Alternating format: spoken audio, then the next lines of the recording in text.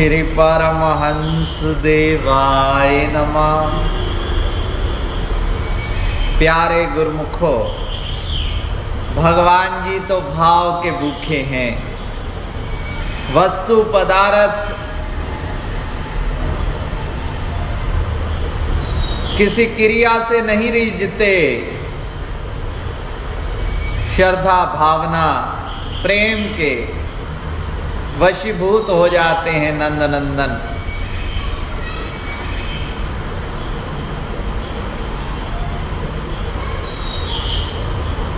फरमाते हैं पत्रम पुष्पम फलम तोयम यो में भक्त्या प्रयच्छति तदहम भक्ते उपरतम अश्नामि प्रयतात्मनः। जो भक्त मेरे लिए प्रेम से पत्र पुष्प फल जल आदि अर्पण करता है, उस शुद्ध बुद्धि निष्काम प्रेमी भक्त द्वारा प्रेम पूर्वक अर्पण किया गया वह सब मैं भी प्रीति पूर्वक स्वीकार करता हूं।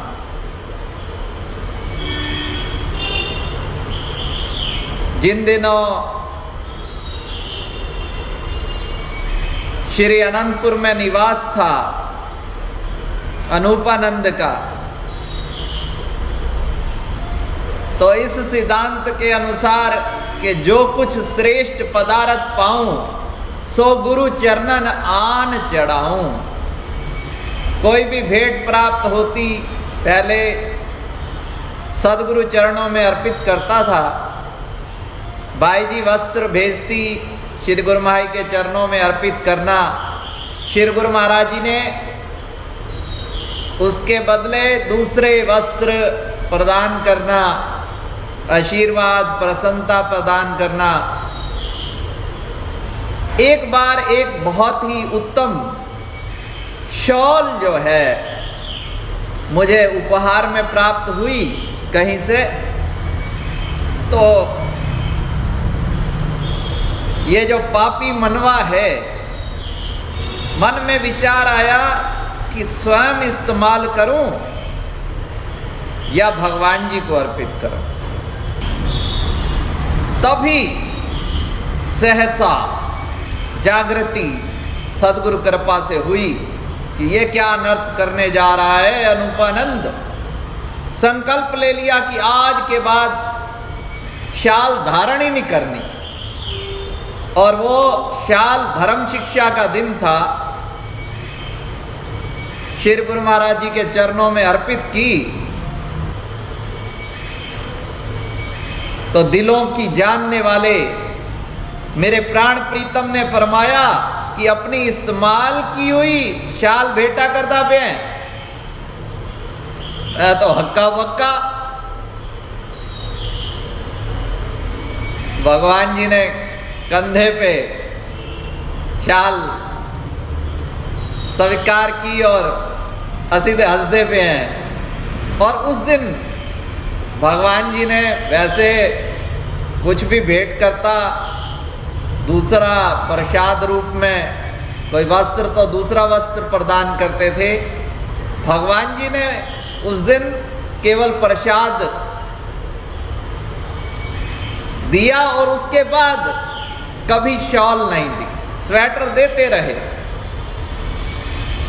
यहां तक कि षष्ठम पातशाही महाराज जी ने भी प्रयाग धाम में शॉल ना दी, स्वेटर ही दी। अंतर्यामी है, जानते हैं, पर महापुरुष चेतावनी देते हैं कि अपने मन को खुश करने के लिए वस्तु पदार्थ या कोई संबंध बनाते हैं तो वो भोग हो जाता है, भोग। और जो सदगुरु को अर्पण कर दिया जाए वो योग हो जाता है।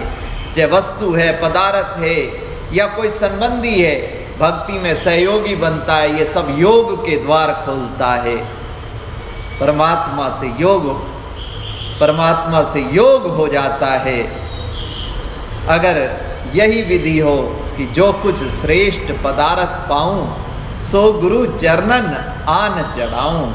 गुरु से कुछ ना छिपाऊं।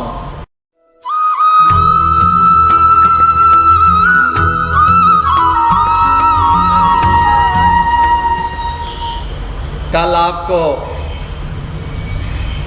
पहली डायरी जो भगवान जी ने प्रदान की थी उसके दर्शन करवाए।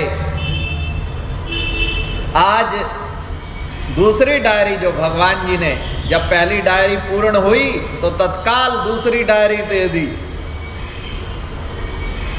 कि प्रमाद में नहीं पढ़ना, कुटिया पे जाना है, वहां अपना सत्संग लिखने में समय 17/7/87 को श्री सद्गुरुदेव महाराज जी द्वारा प्राप्त दोहे तथा उनके अर्थ लिख लाने की आज्ञा हुई तथा हस्ताक्षर करके दिए।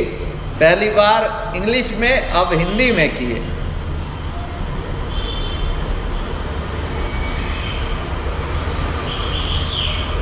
एक दोहा सुनाता हूं, जैसा अभी सत्संग किया उन्हीं विचारों के समर्थन में ये दोहा है। गुरु सो कछु ना दुराइए,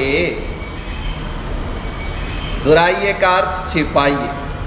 गुरु सो कुछ ना छुपाइए, गुरु सो झूठ ना बोल,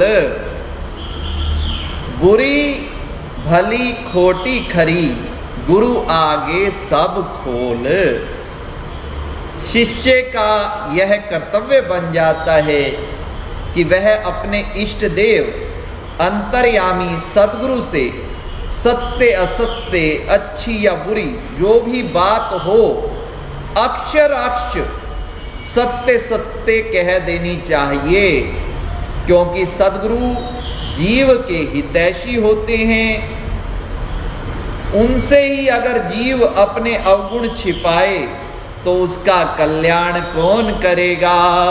बोलो जयकारा, बोल मेरे श्री गुरु महाराज की जय।